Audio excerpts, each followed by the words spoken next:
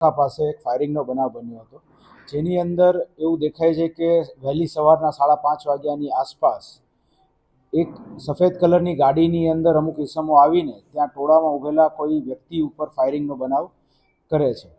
હવે આ જે ફાયરિંગ થયું ત્યારબાદ તુરંત જ તે રાજકોટ શહેર પોલીસ વિવિધ ટીમો બનાવવામાં આવી હતી અને વિવિધ ટીમો બનાવી અને જે કોઈ પણ આરોપીઓ હતા તેની ધરપકડ કરવા માટે થઈને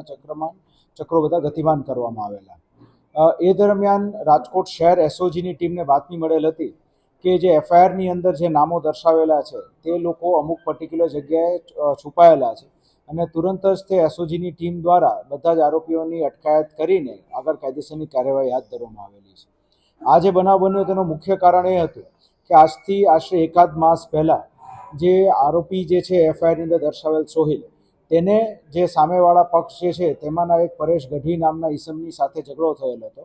અને આ ઝઘડો થયા બાદ તે લોકો વચ્ચે સતત છેલ્લા એકાદ માસથી સોશિયલ મીડિયાના માધ્યમથી એકબીજાની સાથે માથાકૂટ ચાલુમાં હતી. આ દરમિયાન જે હાલનો આપણો મુખ્ય આરોપી છે એવો સમીર યાસીન ખાન પઠાણ, તેને પોતાના એક મિત્રને બોલાવીને અને છેલ્લા 8-9 દિવસથી અલગ અલગ વિસ્તારની અંદર આ સામેવાળા પક્ષ ક્યાં ઊભા રહે છે અને ક્યાં એ લોકોની બેઠક છે તેની સતત રેકી કરેલી હતી અને એ રેકીના અંતે જે બનાવ શનિવારની વહેલી પરોઢે જે બન્યો તે બનાવ બનવા પામેલ હતો. રાજકોટ શહેર એસઓજી દ્વારા હાલ સુધીમાં ટોટલ 3 આરોપીની અટકાયત કરવામાં આવી છે અને તે લોકો દ્વારા જે ગુનાના કામે હથિયાર વાપરવામાં આવ્યું હતું તે હથિયાર કબજે કરવામાં આવ્યું છે. 2 મેગેઝીન અને 2 જીવતા કારતૂસ પણ મળી આવ્યા છે અને જે ગુનાના કામે જે ગાડી વપરાયેલ હતી તે ગાડી પણ કબજે કરવામાં આવી. આ જે હથિયાર હતું એ ગેરકાયદેસર હતું અને સમીર પઠાણ દ્વારા પોતાના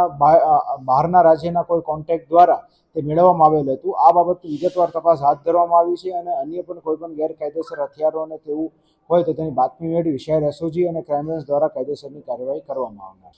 આની અંદર જે બંને પક્ષો જે છે એ બંને પક્ષ ગુનાહિત ઇતિહાસ ધરાવે છે અને બંને પક્ષોને આદત છે કે ગેંગ જેવું બનાવીને અલગ અલગ વિસ્તારની અંદર કોઈને કોઈ અવૈધ ગતિવિધિ કરવી. તેઓની ઉપર રાજકોટ શહેર પોલીસ દ્વારા અનેક ગુનાઓ દાખલ થયેલા છે અને જે મુખ્ય આરોપી છે સમીર પઠાણ તે પાસામાં પણ ભૂતકાળમાં જઈ આવેલો. હાલ એ લોકો બંને જે બનાવનું કારણ છે તેમાં ખંડણીનો કોઈ બનાવ નથી, પરંતુ જે જૂની અદાવત છેલ્લા 1 માસથી ચાલી આવતી હતી તેના કારણે બનાવ બનેલો ધ્યાને આવેલ છે.